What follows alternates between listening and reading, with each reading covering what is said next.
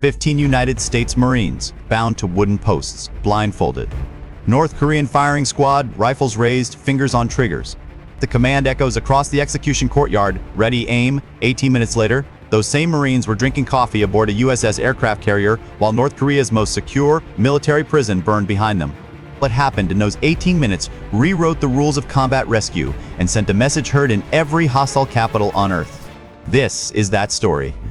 Yongbyon Nuclear Research Center, 105 kilometers deep inside North Korea, the facility responsible for producing weapons-grade plutonium. Intelligence suggested expansion, new reactors, underground enrichment cascades, the kind of capability that changes the nuclear equation overnight.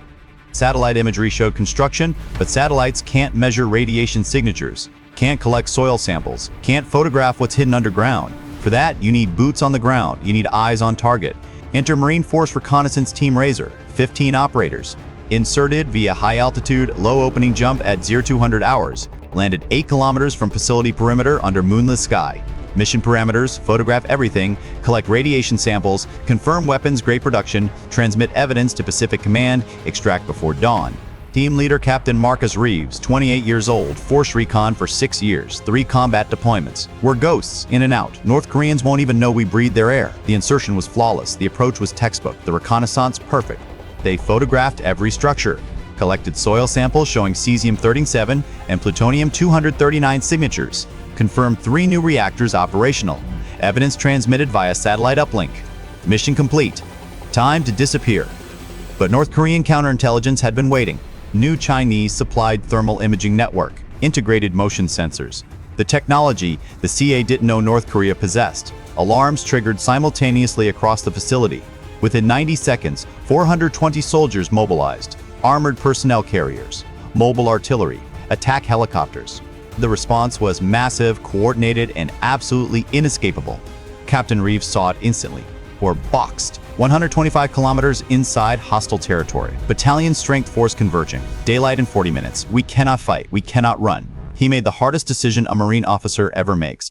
Emergency protocol. Activate beacons, destroy sensitive equipment, surrender. The Marines activated GPS emergency beacons, encrypted burst transmission to military satellites.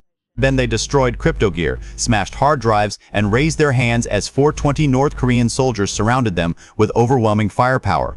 The announcement: within 2 hours, 15 Marines sat in Kaechon Military Prison, 60 kilometers from capture point, hands zip-tied, blindfolded. And Kim Jong-un had a decision to make. He could interrogate them quietly, extract intelligence, use them as bargaining chips. But Kim saw something different: opportunity. American Marines captured at North Korea's most sensitive nuclear facility, public execution, maximum propaganda value, international humiliation of United States military power. The order came directly from Pyongyang: execute them at 3:45 p.m.'s exact time, public courtyard. Film everything. Broadcast worldwide. Show the world what happens when America violates North Korean sovereignty.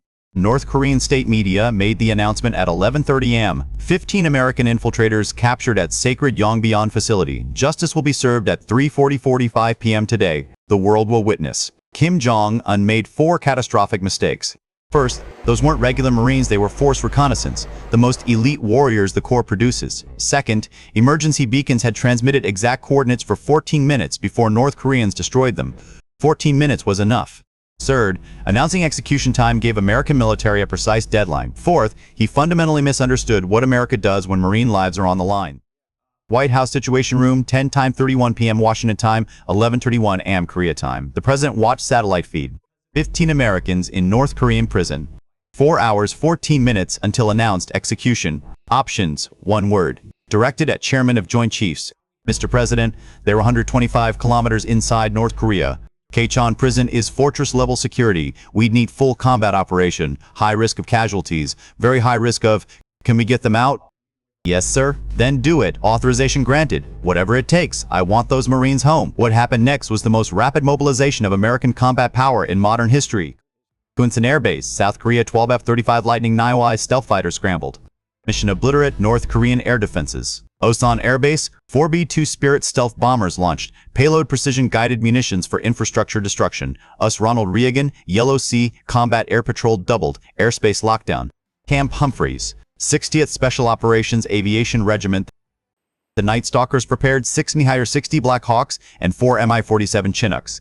Delta Force and SEAL Team 6 loaded for direct action. Mission Commander Colonel James Madrigal, Delta Force, veteran of 17 combat deployments.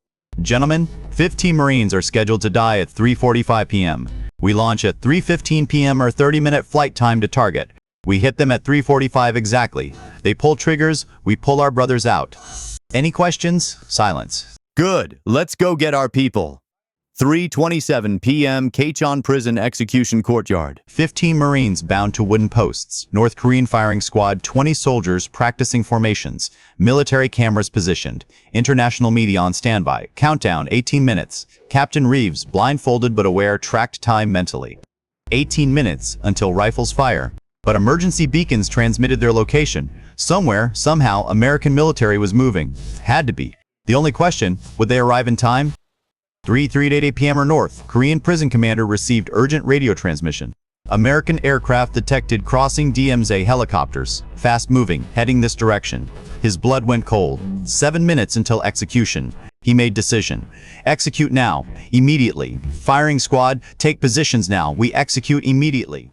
20 North Korean soldiers raised Type 68 rifles, aimed at 15 bound Americans.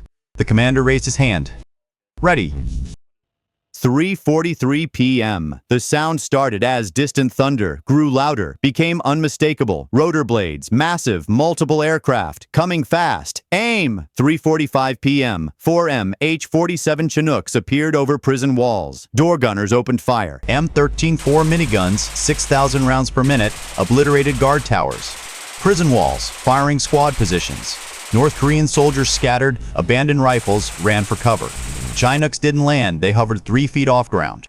Delta Force and SEALs fast roped into courtyard. Suppressed M4 carbines eliminating remaining guards. Bolt cutters freeing Marines from posts. 11 seconds from arrival to all 15 Marines freed. Sorry we're late, Captain. Traffic was terrible, Delta operator shouted. Rees laughed. Actually laughed. Right on time, brother. Outside prison perimeter, 6 Mi-60 Black Hawks orbited. 64 Apache gunships. 4 of them hadn't been mentioned in initial brief because they were last-minute additions engaged North Korean reinforcements. Hellfire missiles destroying vehicles. 30mm chain guns shredding infantry positions. All 15 Marines loaded into Chinooks. Delta and SEALs provided security. Prison infrastructure demolished with thermite charges. 43 seconds on ground. Then airborne. North Korean army units arrived with tanks and heavy weapons. Found burning prison. No Americans, no prisoners, nothing but destruction. 4:03 p.m. All American aircraft cleared North Korean airspace. 15 Marines safe aboard USS Ronald Reagan. 0 American casualties. North Korean casualties, 89 dead, 47 wounded. Kaechon Prison destroyed, mission complete. From rifles aimed at bound Marines to those same Marines safe aboard aircraft carrier. 18 minutes that demonstrated something fundamental about American military power and American values. Kim Jong-un thought announcing execution time created pressure. It created operational deadline that focused the entire American war machine with surgical precision. He thought 105 kilometers inside North Korea meant safety.